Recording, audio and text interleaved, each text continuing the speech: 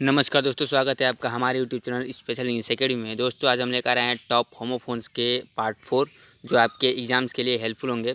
तो चलिए आज का वीडियो शुरू करते हैं। देखिए हमारा आज का जो पहला वर्ड है वो है बैग एंड बैग। ये दोनों एक दूसरे के होमोफोन्स आप देख सकते हो, बैग एंड बैग। आप लगातार पढ़ो तो आप समझोगे कि हाँ दोनों के जो समध्वनि है यानी कि जो बोलने की ध्वनि निकल के आ रही है दोनों एक दूसरे के सेम है। चलिए बैग की अगर हम हिंदी की बात करें तो दोस्तों होता है थैला, एंड बेग बेग की हिंदी बात करें तो दोस्तों होता है मांगना या प्रार्थना करना। जी दोस्तों, बेग यानी बेगर, बेगर मतलब होता है मांगने वाला। तो चलिए दोस्तों हम इसके एग्जाम्पल पे आते हैं। एग्जाम्पल आपके स्क्रीन पे बैग का यानी कि थैला का। Where have you left your bag of books, question mark है दोस्तों, यानी कि ये क्वेश्चन वर्ड सेंटेंस है। ठीक है दोस्तों, लेकिन क्वेश्चन वर्ड भी देखिए दो प्रकार का होता है। देखिए क्वेश्चन वर्ड सेंटेंस भी दो तरीके के होते हैं। एक वो होते हैं जो हेल्पिंग वर्ब से शुरू होते हैं, ठीक है, और एक वो होते हैं जो WH वर्ड यानी कि जो क्वेश्चन वर्ड वाले होते हैं ना, जैसे वेयर यहाँ पे है, वाट हो गया, हुज हो गया, हु हो गया, वैसे वर्ड जो होते हैं जो उनसे शुरुआत होती है ना क्वेश्चन वर्ड सेंटेंस, उसको WH क्वेश्चन वर्ड सेंटेंस कहते हैं। ठीक है, तो ये WH के क्वेश्चन वर्ड सेंटेंस है। चलिए इसकी हिंदी की बात करें दोस्तों, इसकी हिंदी है कि तुम अपने किताबों का थैला कहाँ छोड़ चुके हो। जी दोस्तों ये परफेक्ट में, ठीक है, ये परफेक्ट में है। चलिए अगले वर्ड पे आते हैं। अगला वर्ड है हमारा बेग, और बेग का मतलब क्या बोला था मैंने, प्रार्थना और मांगना, प्रार्थना करना और मांगना। चलिए दोस्तों मैं थोड़ा बड़ा कर देता हूँ। एग्जाम्पल पे आते हैं। एग्जाम्पल है आई बेग यू टू पैराडन मी। देखिए पैराडन का मतलब होता है कि क्षमादान, ठीक है, या क्षमा मांगना होता है। चलिए इसकी हिंदी की बात करें दोस्तों तो दिया है, इसकी हिंदी होगी कि मैं तुमसे क्षमा मांगता हूँ। चलिए दोस्तों अगले वर्ड पे आते हैं। हमारा अगला वर्ड है ब्रेक एंड ब्रेक। देखिए ये BRA की ब्रेक है और BRA के ब्रेक है, दोनों एक दूसरे के होमोफोन्स है लेकिन स्पेलिंग में अंतर है। ठीक है, यही इसकी खास बात होती है होमोफोन्स की, कि स्पेलिंग अलग होगी लेकिन बोलने का जो तरीका वो जो ध्वनि निकलेगी वो सेम होगी। चलिए इसकी हिंदी की बात करें दोस्तों, इसकी हिंदी आपके स्क्रीन पे है। गति अवरोध यानी ब्रेक मतलब गति अवरोध, जो आप मोटरसाइकिल समय या साइकिल चलाते समय लगाते हो उसको ब्रेक बोलते हैं। और ये ब्रेक का मतलब तोड़ना होता है, जैसे फूल तोड़ते हो, फल तोड़ते हो, या कोई लकड़ियों का गट्ठा तोड़ते हो तो उसके लिए ब्रेक का प्रयोग करते हैं। चलिए इसके एग्जाम्पल पे आते हैं। एग्जाम्पल के लिए मैं थोड़ा स्क्रीन पर बड़ा कर देता हूँ ताकि आपको साफ दिखे। देखिए दिया हुआ ब्रेक्स का, ठीक है, the keep the brakes of your bicycle in order. ठीक है दोस्तों, देखिए यहाँ पे इन ऑर्डर का जो शाब्दिक अर्थ लेंगे ना तो नहीं बन पाएगा। यहाँ पे इन ऑर्डर का मतलब होता है आवश्यकता अनुसार। ठीक है, इन ऑर्डर का मतलब आवश्यकता अनुसार यहाँ पे लेंगे, ये नहीं कि आदेश में, नहीं, आवश्यकता अनुसार के अर्थ में इसका आप प्रयोग करेंगे। चलिए हिंदी पे आते दोस्तों। हिंदी है कि आवश्यकता अनुसार अपने साइकिल का ब्रेक रखें, यानी कि कभी कभी ऐसा होता है ना कि ओवर ब्रेक मारने पर भी एक्सीडेंट हो जाता है, तो आवश्यकता अनुसार ही ब्रेक रखनी चाहिए।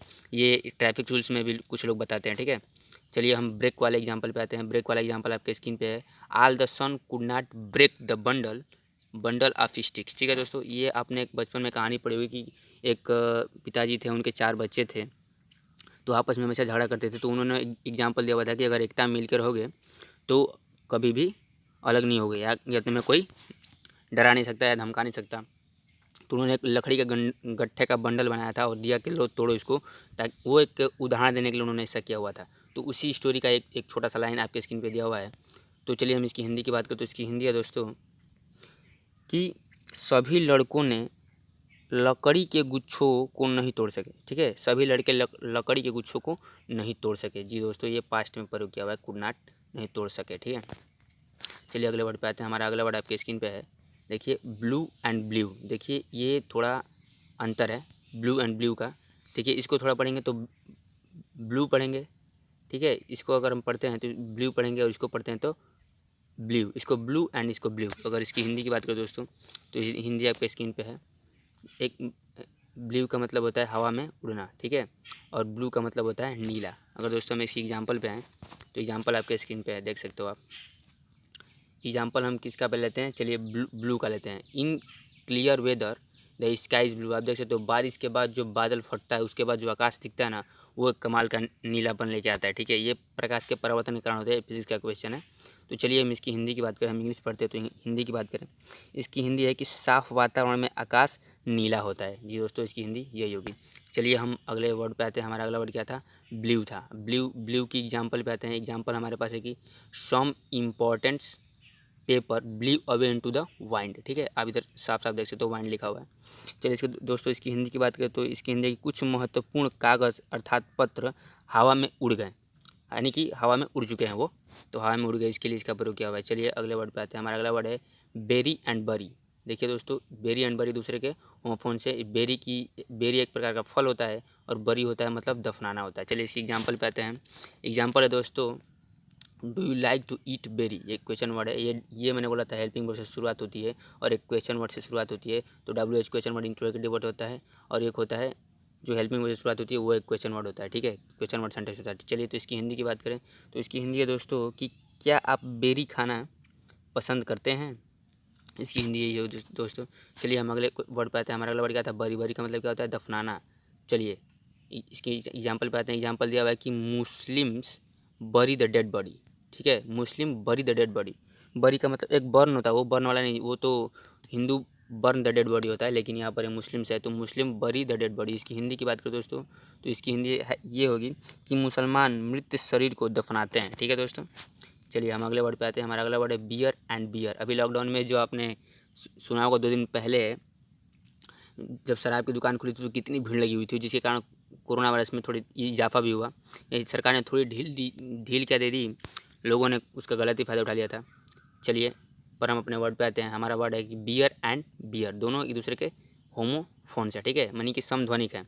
चलिए हिंदी की बात करें दोस्तों, बियर का होता है एक प्रकार की शराब, मैंने बियर पहले ये लॉकडाउन वाला एग्जाम्पल दिया था आपको।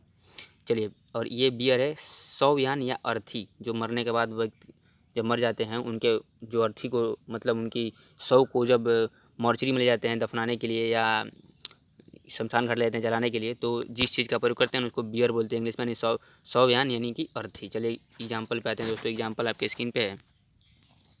एग्जाम्पल आपके स्क्रीन पे है कि many people like to take cold beer, ठीक है दोस्तों।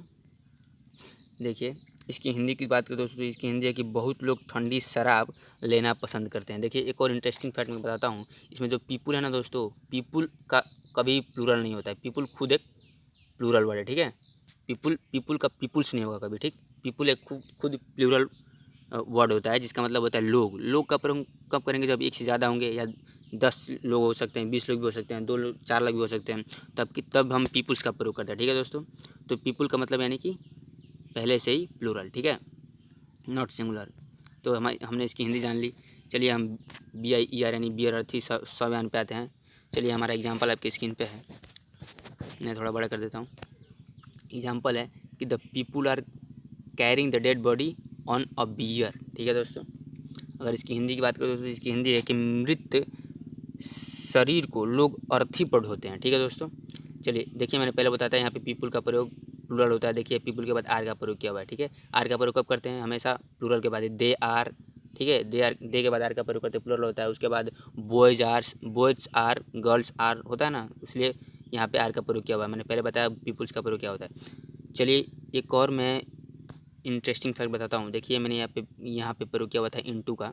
सम important papers blew away into the wind. Into एक प्रीपोजिशन है, ठीक है, और इन भी एक प्रीपोजिशन है। इन और इनटू में मैंने बताया था कि in not is equal to into. आप प्रीपोजिशन वाले पार्ट में जाके देख सकते हो।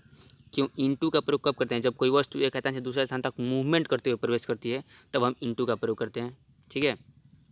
और इन का प्रयोग कब करते हैं, जब इन कोई वस्तु पहले से वहाँ पे मौजूद है। जैसे कि some boys are already in classroom, ठीक है, कुछ लड़के पहले से ही क्लास में थे तो इन वहाँ पर प्रयोग किया हुआ है। लेकिन I am coming in to the classroom, मतलब मैं कक्षा में प्रवेश कर रहा हूँ तो वहाँ पर इनटू का प्रयोग हुआ, क्योंकि आप मूवमेंट करते हुए एंट्री कर रहे हो, ठीक है, तो वहाँ पर इनटू का प्रयोग होता है। इसका मैंने बता दिया। चलिए यहाँ पर ऑन भी मैंने बताया था। ऑन का प्रयोग क्या करते हैं, ऑन का प्रयोग पर के अर्थ में करते हैं, ऑन का प्रयोग को के अर्थ में करते हैं, और दोनों प्रीपोजिशन होता है। प्रीपोजिशन वाले पार्ट में आप जाके देख सकते हो। तो आई होप कि ये वीडियो आपको अच्छी लगी हो, तो वीडियो को लाइक करें, शेयर करें एंड चैनल को सब्सक्राइब करें दोस्तों। ओके दोस्तों, आज के लिए बस इतना ही। Best of luck, thank you, जय हिंद।